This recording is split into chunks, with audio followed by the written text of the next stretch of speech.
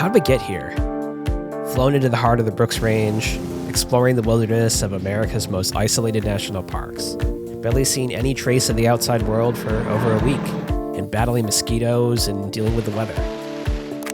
For me, it all started with childhood trips in the West. My parents hooked me on the national parks. And those childhood trips turned into repeat visits as an adult. When my wife and I started dating, we road tripped to Acadia. There may or may not be a whale out there. We don't know. I don't know.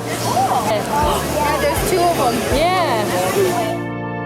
For our honeymoon, we spent a magical week exploring Zion and Rice. Scott has a swollen ankle, and he's getting sick, so hopefully he can man up and work through it. Over the years, we explored every corner of the country to visit parks together.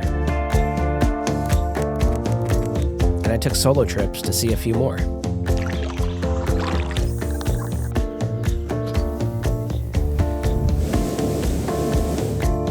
Eventually, I'd seen enough that I decided to see them all. Welcome to Great Smoky Mountains National Park number 48. Just got to North Cascades National Park. Welcome to North Dakota and Theodore Roosevelt National Park. The parks inspired us to keep pushing further, and we headed to Alaska for the first time in 2015. Today we are going on a cruise to the Canoeing National Park.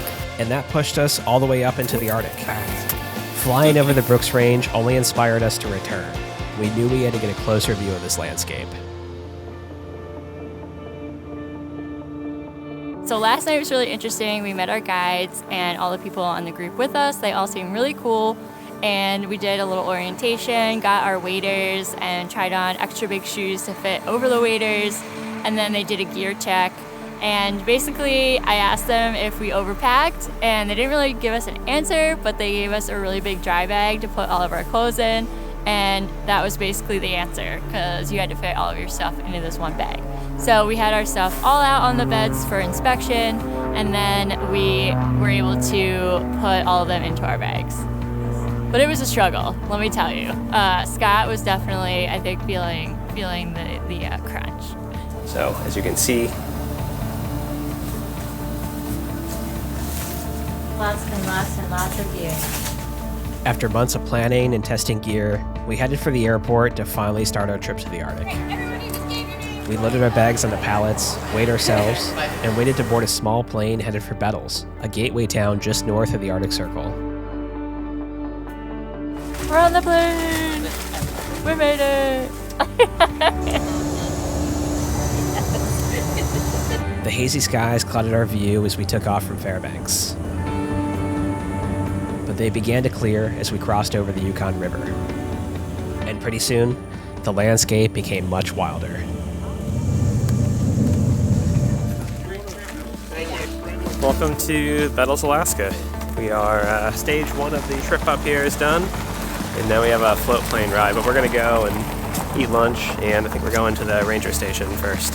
So hopefully we can get our little park passport stamped, which is probably the I would say most luxurious thing that we brought, since it's totally unnecessary. Before our plane returned to Fairbanks, I searched for any gear I'd left behind. You always lose things. I know. Be on the other side, hopefully. We spotted the plane that first flew us up to the Arctic in 2015 and weighed our bags once again before our next flight. Alright, gang, we're gonna go the rest of it. Then we headed to the ranger station to learn about bear safety and backcountry etiquette. I assume we're going to water because we need to get our other plane, which is a float plane. But they could be taking me anywhere. After a short ride to a lake, we loaded up our caravan of float planes and taxied off for our last flight out of civilization.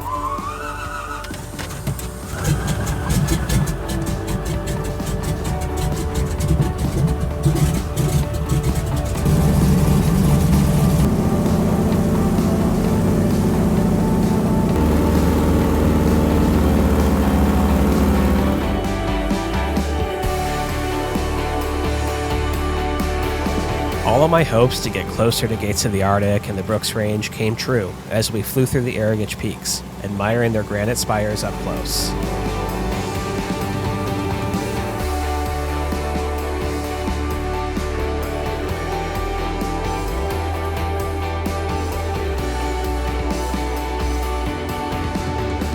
And after an hour of watching the landscape change, we watched the mountain scenery turn into valleys as we descended onto Pingo Lake.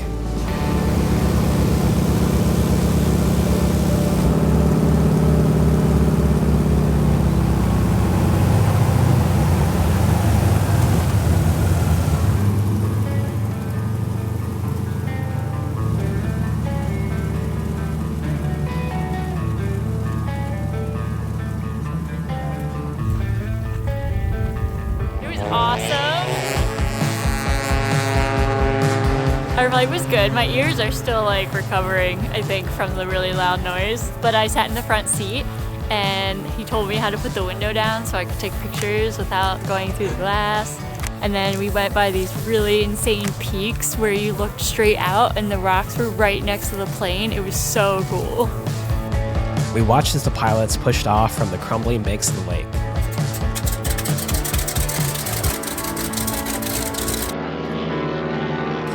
Once the last plane left, our group was completely alone in the wilderness.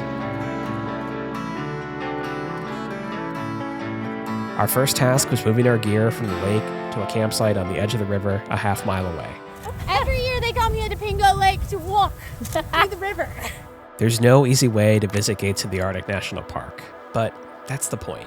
21 years after Alaska achieved statehood, President Jimmy Carter signed legislation to preserve the wild and undeveloped character of much of the remote Brooks Range. Using the wild and scenic Noatak River as our highway, we plan to paddle over 60 miles from the western stretches of Gates of the Arctic into the Noatak Preserve, then fly to a remote Arctic dune field in Kobuk Valley to finish the trip. We'd be exploring a small part of an area that preserves over 25,000 square miles of connected wilderness. And today, the park looks just like when the Park Service surveyed the sites 50 years ago. Welcome to day one. I have waders on. My feet are not wet. I've never experienced this before. Ooh, they're getting cold now. This is so fun. We're about to go rafting, and we've packed up all of our stuff. We spent our first night on the shoreline, kind of over yonder. We are officially in the Noatak, as you can see. So today we're just going to paddle, and then we're going to set up another base camp.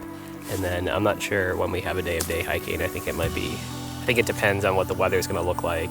They said the peaks around here are kind of more fun to hike on, but depending on the weather, we might have to make some river miles before we can really get to do the day hikes. I'm doing work. It's gonna be creepy in the shoulder. Oh my god. It's hard because we go down the river like this because it's hard to paddle with two people. I much prefer a single canoe or kayak. For hours, we paddled in circles, while our poor paddling technique gave us a 360-degree view of the landscape. Oh, you know, it's suburban Philadelphia, like, so yeah, I've seen it before. No, it's pretty awesome. Her words 5 minutes ago were, I thought the mountains would be craggier. So there was some truth to what she said there. I thought they'd be cragglier, I'm not gonna lie. We paddled along, hoping for a view of wildlife on the shore. There's a muskox on shore right there, probably 25 to 30 yards from us. It kind of got spooked a little bit when we were talking, but it seems like it doesn't mind us now and it's just grazing.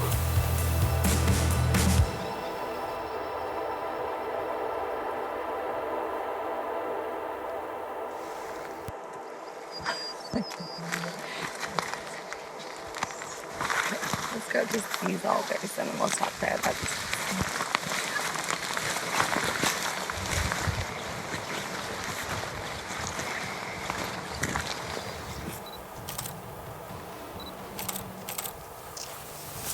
He's eating the bushes.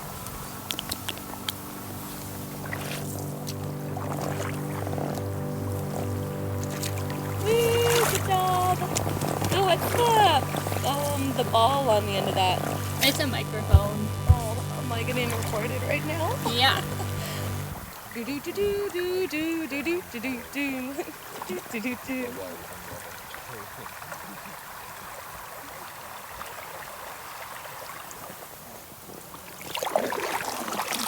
We ended the day after paddling just 6.5 miles. While unloading the boat, I discovered my camera bag had sprung a leak and water corroded the camera's electronics, making the evening scenery just a bit bittersweet. Pretty amazing. This is the second day, and both days now we've done after dinner hikes, which was not on the schedule. So I am like half asleep, ready to go to bed and like wind down, and they're like, let's go for a hike. But you can't say no because you're out here, and when are you going to be out here again? Here is our campsite number 2. It's down that way. And this is the view, and it's pretty awesome, and it's always daylight, which is great for pictures. And honestly, it didn't bother me to sleep in at all because Scott wisely said bring an eye mask. So I did, and yeah, everyone's in good spirits, and food's been good, and we're doing good. I haven't identified a food yet. That was the only thing. Oh man, you know what'd be great? Bicycle pump. The filter attached. Yeah, I don't know what all this fancy science is about. Yeah. Last night when we were in camp, right when we were going to bed, we heard this like thunderous sound, and there was a little landslide that we weren't exactly sure where it happened, but it happened right here actually, and it looks like the river kind of undercut the bank, and now it's actually pouring water out of the soil like a little waterfall. But yeah, today we're out paddling again on the Noatak, and I'm not sure how many miles we're going to do just yet, but hopefully we'll do a few more than yesterday. Otherwise, I'm not sure how long it's going to take us to get down this river. Today is smoky, unfortunately. There was a wind, which was nice, but I don't really feel it anymore. But it is less hot than yesterday, so can't win them all. Our paddling technique improved slightly, but we still found ourselves spinning in slow circles. We did manage to log 8.6 miles before making camp. Hello, and welcome to an example camp. So over here you can see that this is Scott's pile of stuff, and he has a solar panel, which may or may not be roughing it. We've got our Garmin inReach. Actually, it looks like we have a message. Not seeing any map updates. Hope you guys are having fun. Might need to work on that one. But we did tell everyone if we didn't show up on the map, we're not dead. I'm here to confirm we're not dead. And moving right along, we have our tent over here. It is a super nice tent. Actually, it's so easy to put it up. I kind of want one for us. So Scott has done amazing things with our campsite. I think it's very avant-garde. These are our waders that we wear every day. They're really nice, like, because we step into the water a lot. And then we have these oversized shoes we wear on top. This is my pack towel. As you can see, I just went swimming, kind of. The river is super cold, but my hair was really, really crusty and I could not handle it anymore. So I did a little upside down action into the river, and I don't know what's gonna happen from here, but I hope that it feels better tomorrow. Between you and me, dehydrated food apparently makes people go number 2 more. I can confirm.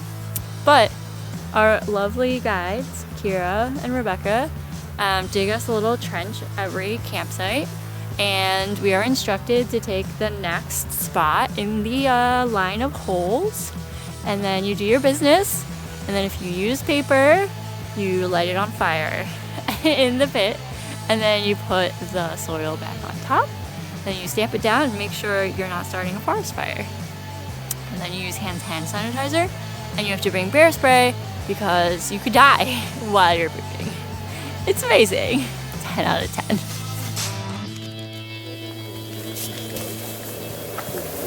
I've never read the actual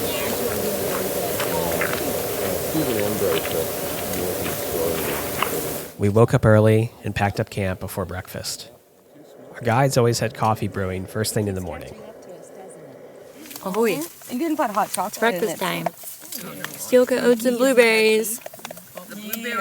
My kind of breakfast. Peanut butter in it, but I think It's not very full. We're gonna make some more, but we'll get you some. There's a foxy fox across the river. He's so cute. He was just traveling up the riverbank, but he's gone now. Super cute. This is after Jude asked So what animals are we seeing today? Right on cue. Right on cue, Jude. The bad one. Oh, that was a good one. I was on film. You're a prime time player. I understand. ESPN highlight.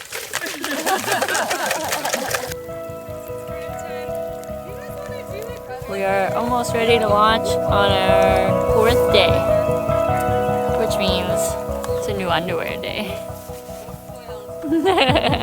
Haze from wildfires south of us obscured our view of the landscape, but it gave us plenty of time to focus on improving our paddling skills.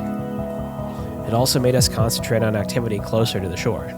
So we were rafting down the river and we spotted a golden eagle, and it kept kind of flying in front of us and landing. Then we'd get close to it and then it would fly off again and go further down the river. It was really cool to see. I watched it a little bit with the binoculars, but I wasn't really able to get a picture because I didn't have my telephoto out. Rookie mistake. We encountered several small rapids and wave trains throughout the morning, and we switched spots in the canoe, which finally started to give us some control.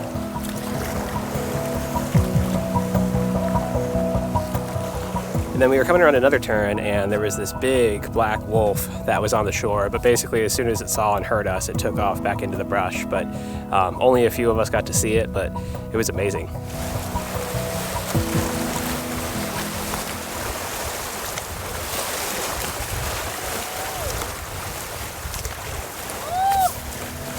We faced an afternoon headwind, which made paddling tough, but we managed to log another 11.5 miles before we made camp.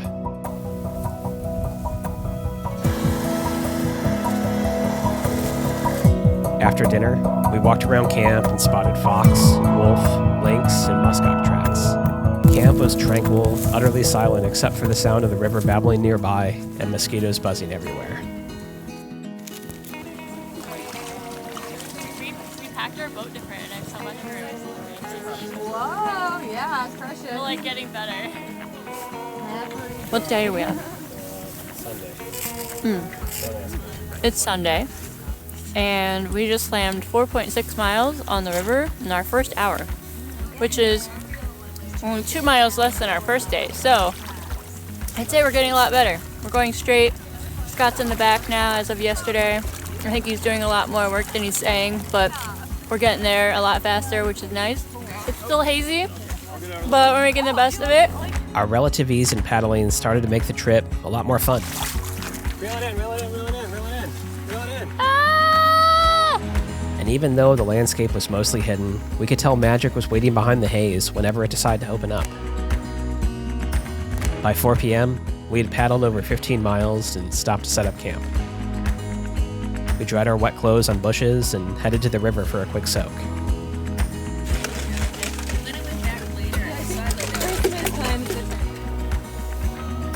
Today's Monday, the 4th of July. We camped out last night right on the edge of the national park and the preserve. The border's somewhere right around that little creek back there. And apparently a caribou ran through camp last night after midnight, but we were sound asleep. But a few people saw it. Some people just saw some of the antlers, but I guess it kind of ran down the beach, ran out of beach, and then swam across the river. So I'm packing for the morning, and this is our dry bag that they gave us that we put most of our stuff in, I guess. So this is our sleeping bag that we rented from them. So I tried to put this standing upright on the one side. So I have the sleeping bag liner for when it's really cold, my sleeping pad, my pack towel, my pillow, the t-shirt I wear when I sleep, the socks I wear when I sleep, and my eye mask. So that's all in here, which is really nice because then I know at night all I have to do is pull this one bag and that goes down next to it. Alright, next is boots. Every bit counts because you gotta be able to get 3 folds at the top to be waterproof. And they said that we're going through rapids today. Oh, so many mosquitoes here. This is our worst campsite for mosquitoes, but it's one of the prettier ones. We have our own private beach here. Okay, well, every beach is private, I guess. We spent a long time packing our gear, rolling the waterproof bags and tightening straps to ensure our gear would be safe if one of our boats tipped on the rapids. Okay. We eventually shoved off into the river on another hazy day. Even though we couldn't see much around us, we enjoyed the sun as we quietly paddled along.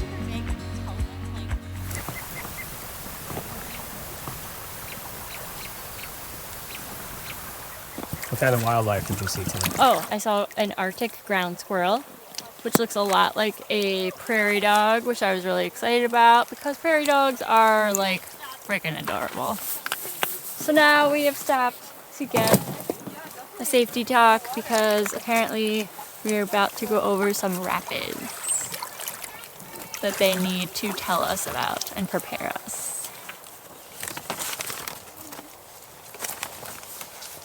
We camped over here, and we went on this giant oxbow that went forever, and went around this fun little corner back here. And then we cruised along. We're kind of somewhere in here. So this is the corner that we see coming up, going around. But going straight over it with a little bit of momentum is all that it takes. Okay. And when you're coming around, you'll see, my plan is to stop before this corner and do a little hike across. Okay.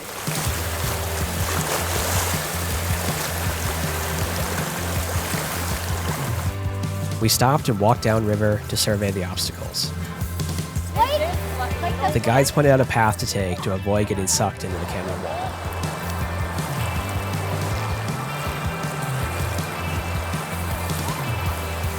Next, we finally spotted a caribou on the river's edge. It's a caribou. Caribou have been vital to the survival of people in this region for more than 11,000 years. Their meat and fat are essential food sources, and close to 500,000 caribou migrate through the park every fall.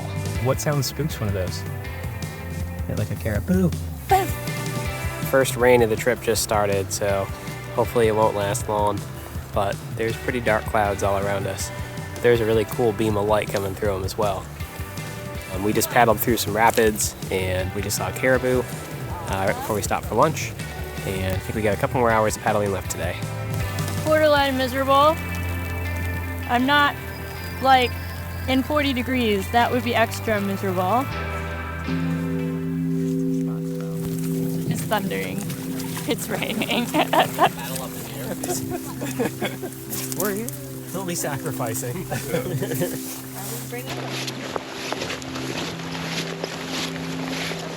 It's raining outside a lot. And I have to pee. Everything's dirty. Scott and I have decided divorce is imminent. It's raining pretty hard now, and we got thunder that's kind of on a somewhat constant roll right now. Either low rolls or nice 10-second long rolls of thunder. We kind of worked in teams to set up the tents where a few people would hold up the rain fly and let the people that were setting up their tent set up the tent underneath it. We changed into dry clothes and sheltered in our tent. I used the downtime to catch up on journaling trip memories. And then I used our satellite communicator to pull the weather forecast. The rain wasn't expected to let up all night.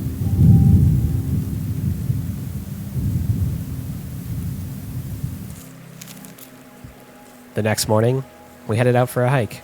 You guys think the whole hike is this? Terrible. Today is Tuesday, and the plan for the day is to hike up this mountain over here. And we're going to stay in the same camp for 2 nights, which is the first time of this trip. And then tomorrow, I think we're floating down towards our airplane pickup the following day. So, see a little bit different landscape than the river, which we've been floating down for the past week or so. And right now, just from the small hill right outside of camp, we get to see quite a bit different landscape.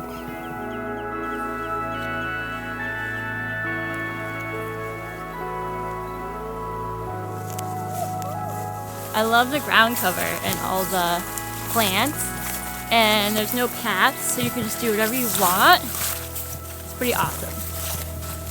Don't love the mosquitoes. The uneven terrain and long stretch of marsh gave us a pretty slow start. It's so wet. Don't do it. I brought an extra bottle along that I normally lose in my own tube. But It's a good thing that the view around here is pretty good because hiking on tussocks with mosquitoes all around is fairly miserable, but we're managing. It's just like every step you have to be sure, or you're not sure if you have footing or not.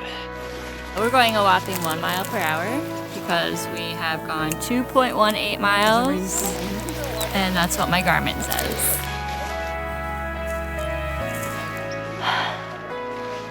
It's wet. I got nothing. Unsure if the clouds would lift, we kept hiking upward. It's gonna be an amazing view. Maybe just progress.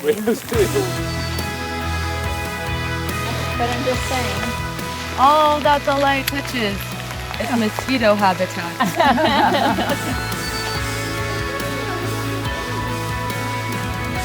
Look at this view. It's pretty sweet. Look at this view. That's pretty nice. Yeah, I gotta say that's pretty nice.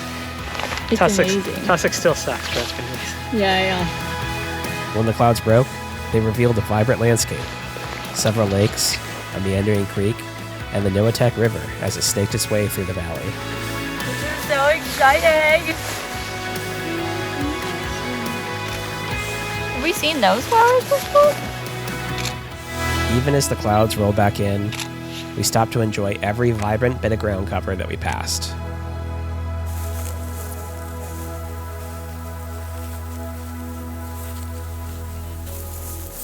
Man, I've never valued trekking poles more than I do right now. Yeah. It's great because you can like catch yourself. You could just like throw yourself down the hill and you're like, woo! I like it if there's like a really wet step and you just like pole vault across it. Yeah, that's a great idea. Oh, there's a lake! There's a lake with an island! Kira! There's a lake with an island! Do you want to massage to it? Yeah!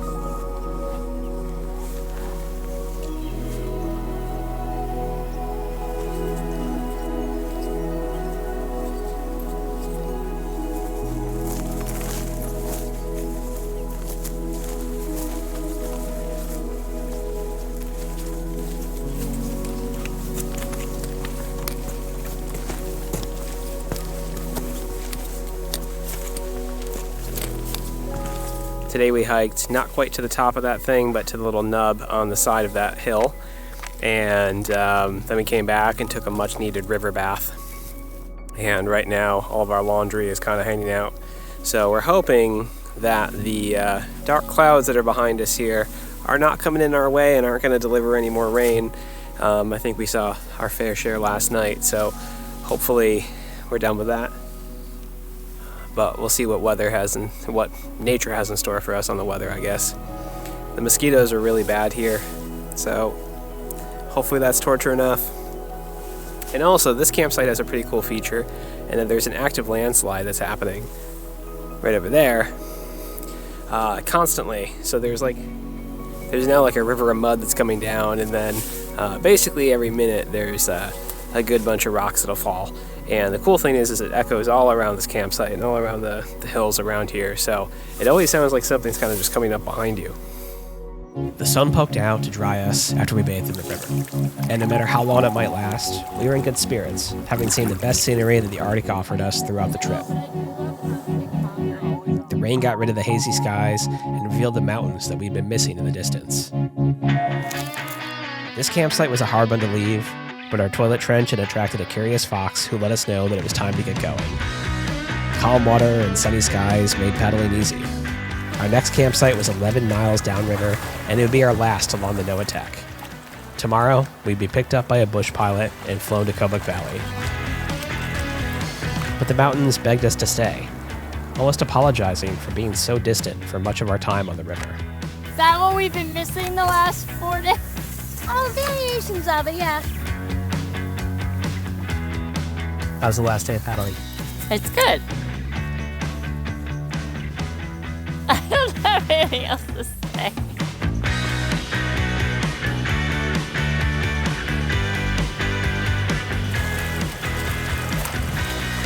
The current moved us swiftly through our remaining miles. And the scenery constantly changed, keeping us busy to take it in one last time.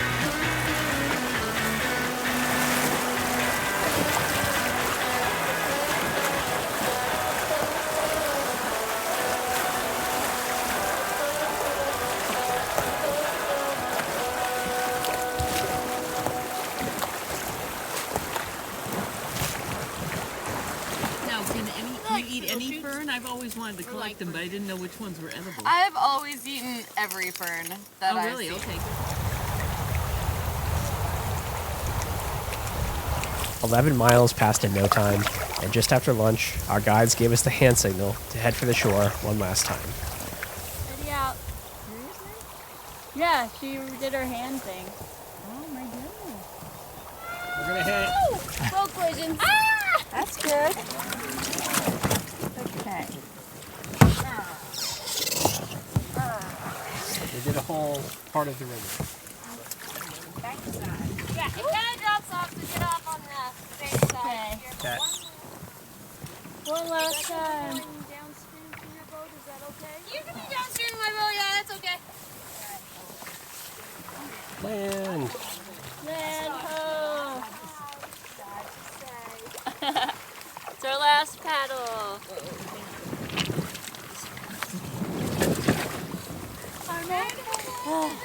Woo! Crush the Noatak! We celebrated the end of our paddling and got to work cleaning the canoes and shuttling gear up the bank. This campsite was one of the most beautiful spots of the whole trip. But before we could relax, we had chores to do. We portaged the canoes a short distance to the airstrip, deflated them, removed their seats, and rolled them so they could be flown out the next day. Around it, so that goes back to the teeth.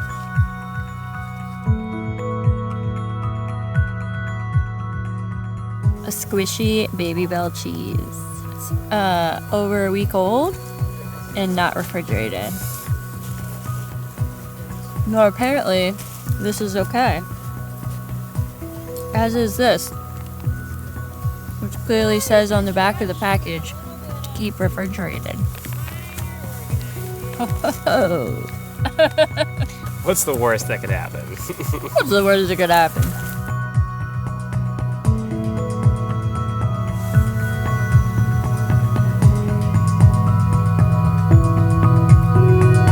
Around 8 p.m., we left camp to explore the local scenery. We took in the sights near and far. Beautiful wildflowers dotted the landscape, and the mountains made us curious about what scenery we might have missed under the hazy skies a few days before. After a while, we heard what sounded like a dog barking in the distance, a familiar sound that seemed foreign out here, hundreds of miles from other humans. Has he come any closer? It's a wolf, but it's really hard to see.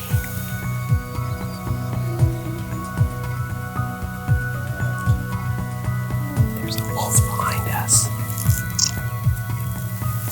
Way back on that field back there.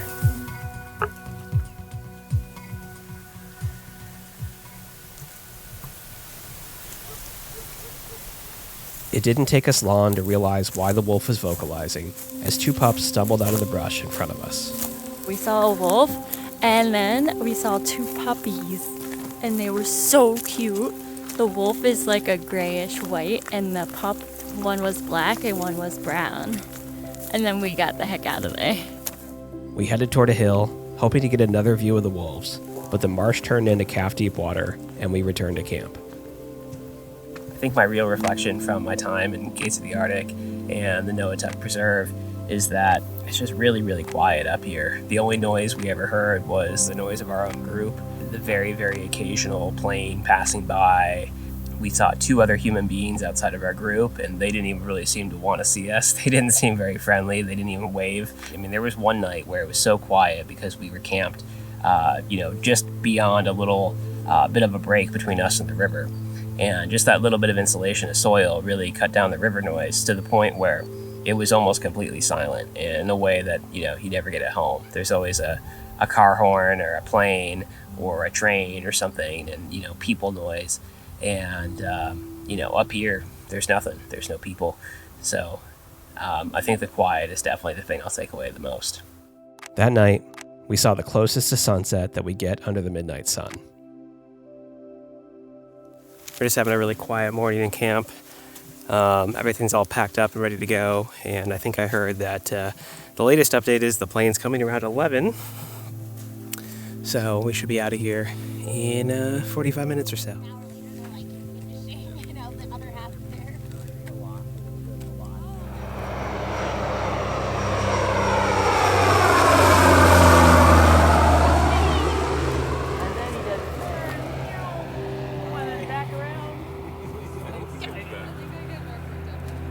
Plane's coming to get us. Is he coming back? Yes. Are you sure? Maybe. Yes. I'm not sure. I know. Yeah, this is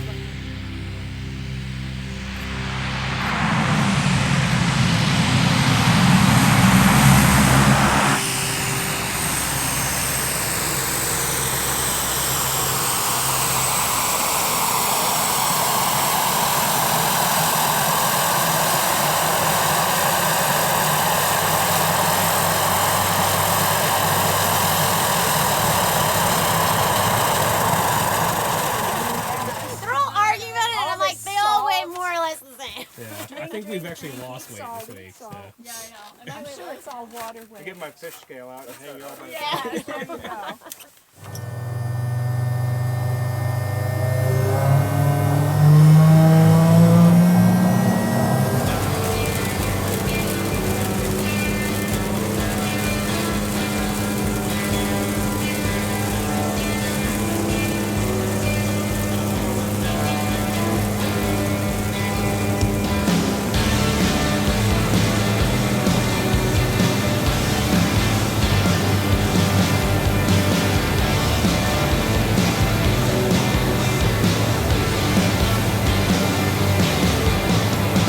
While leaving Gates of the Arctic and the Noatak Preserve was sad, we were excited to explore a new national park.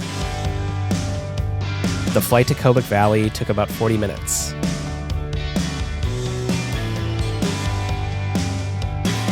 We watched rivers meander their way through the emptiness of the tundra and experienced some turbulence as we flew over the mountains. We crossed the Kobuk River, which looked massive compared to the Noatak. And finally, our destination came into view, the Great Kobuk Sand Dunes.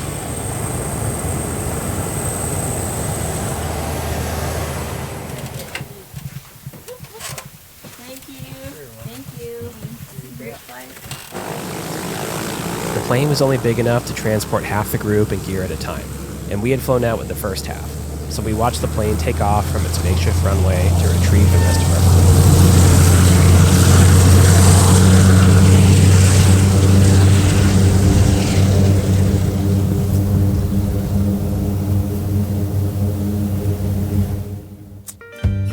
Let's go.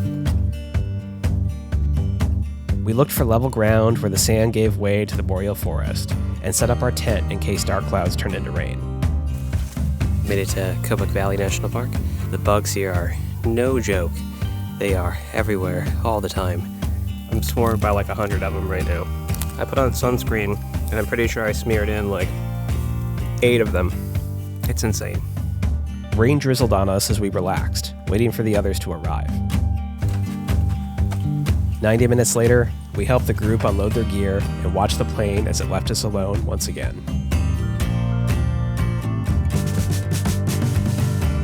Kobuk Valley National Park covers 1.75 million acres of rivers, mountains, and the largest active high-latitude dune field on Earth. As glaciers retreated at the end of the last ice age, rocks ground down into sand and blew into the sheltered Kobuk Valley, leaving the dunes behind. Grasses and wildflowers have crept in, aiding the boreal forest and overtaking the dunes. The juxtaposition of the crowded green forest with the sparse yellow sand was otherworldly, and the abundance of wildflowers and animal remnants gave us plenty to explore. Look at this. Vertebrae.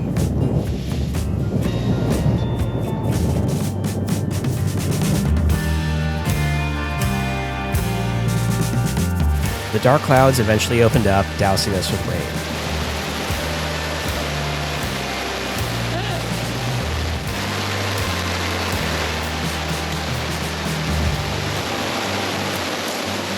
I feel like this is gonna fail on us at any moment. And as quickly as the rain came, it disappeared. And we spent the evening looking for wildlife along the edge of the dunes.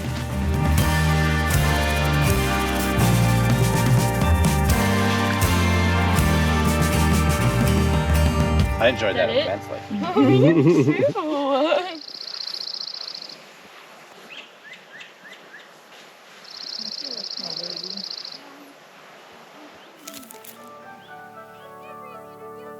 Without a canoe to pack or a plane to load, we had a full day to explore the dunes, searching for interesting sand patterns and animal bones. And look at, you can see it's like all connected coming down there. Yeah. The dunes were silent beyond our conversation and the sound of our feet shuffling through the sand.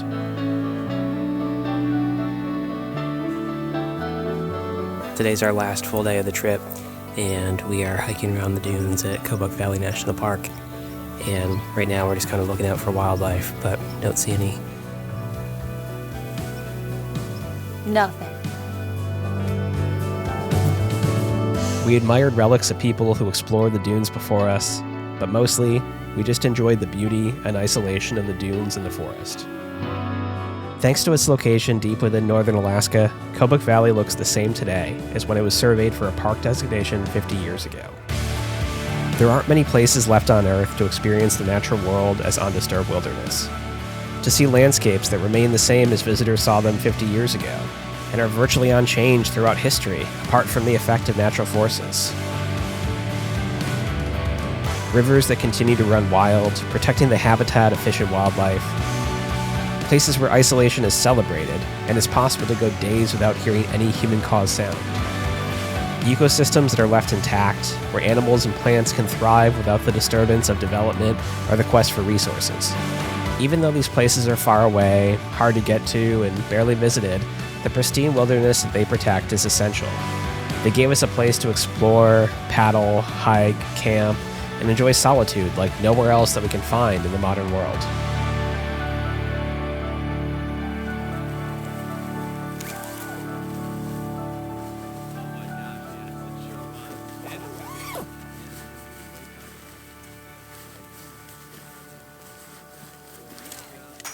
Oh, what, a plane's coming at 8:30? I think they should be landing at 8:45. They said that they were leaving shortly around 7:45, and it's about an hour flight. I hope that's him. It's our last foray into Kobuk Valley, waiting for our plane, and we think it's here. Where is it? I would love a shower. What else do you want? A milkshake and a cheeseburger. I want a shower. More than anything. Holly, what was your favorite part of the trip? Oh, gee. God, there are too many. Seeing my caribou was the big one. That was on my list. Walking barefoot through this entire park, the sand dune, I love that. It brings me back to my winter home. All the wild people, wildlife. Oh shoot, sorry. The fox pooping on our poop. Seeing wildlife. Meeting me. Oh, that's true. Meeting Kirsten. Hitting 61 national parks and just kind of being out in the middle of nowhere. Seeing the muskox and getting to do this with Leo. It was sharing these two wonderful parks with all of you guys, and this is my saddest day because I have to say goodbye and I don't want to. Wow. It's always the saddest day. It always is.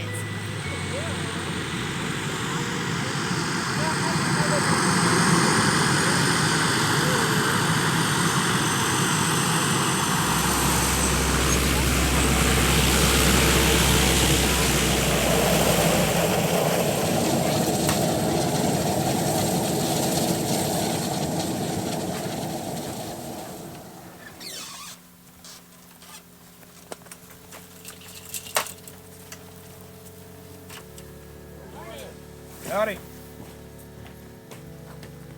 Okay, heaviest is going up front with me. Snacks on the roof.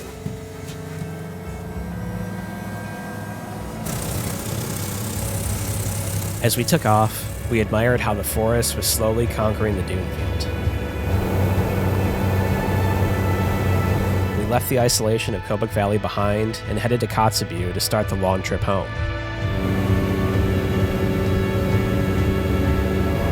We may have been tired and dirty, but we soaked in every last second of that empty landscape.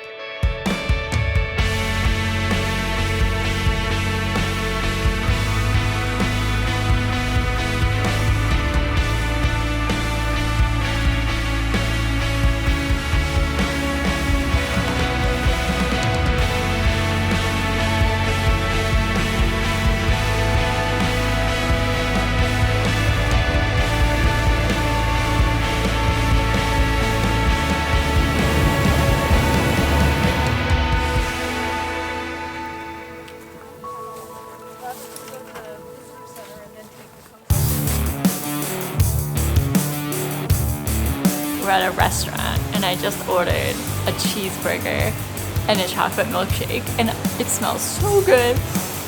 The smell of fried food is amazing. Can't find the words to say. Pack up, sleep. We're going away.